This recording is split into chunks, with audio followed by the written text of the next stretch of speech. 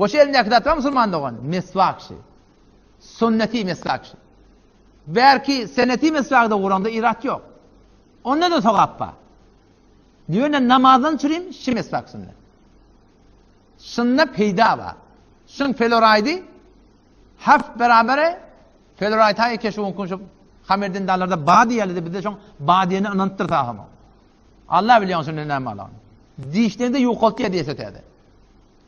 Belli de peyda demeter, zerir de olsa var amalı. O zaman şi mesvak Müslümandan heli erkek edinmez. Peygamberimiz bagadi tavsırıptır. Deyiptir eğer ümmetima kıyınçılık bolur deymetem, şimdi men ümmetima vacip edecek deyiptir. Sünnetçi Müslüman doğan. Yani musabde de bir ette sokap etmese güne siyok olsun yok. Sünnetçi Müslüman doğan. O zaman şun kurmakın tertibini öğrenine gidin. Mesvak şey. Önce o da inanırken. Ştazın oluyor şeyde. Şunu şuhat tabiiydi şun. Bir de şuhat şuni zatları sıkıyor. Onu da sokap olur. Yani o da tabiiy de yani. Karhanayı. Bir bağın kökşi. O zaman şunu yalaklasın ödüne oluyor. Şimdi daş yalaksın. Ştazın soğuğa yatırmalısın. O zaman şeylece açılıyor şeylece. O zaman şunu yalak kimse çıkmalı. O zaman şunu tağdan başlamalı şeyle önçak aralarına çıkarmalı. Ondan sonra şeyle ta edip ciğerim geri et yerden. O zaman bir ağzın seyahat yok yerden.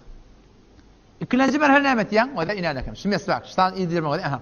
Aha. İşte şeyle. Şey 1, 2, 3 kentleğin defetinden ayrı yerden.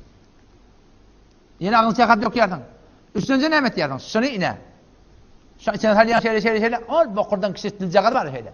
Adam övüyendir. Ödüm. Ne? Hazreti Ayşe'nin hadisine geliyor. Şimdi övüyordu dedi sahabeler. Onun şadan hak edip ahirde de dilin üstüne çekmeli. Şimoliya sünnet mesvak.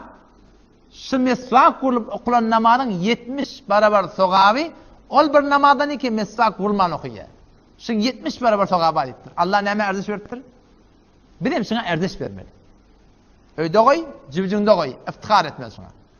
O tam ştazığından vaktini ayırmalı mı? Ya da avranını oraya geldi. Onun yaması eterini asmalı.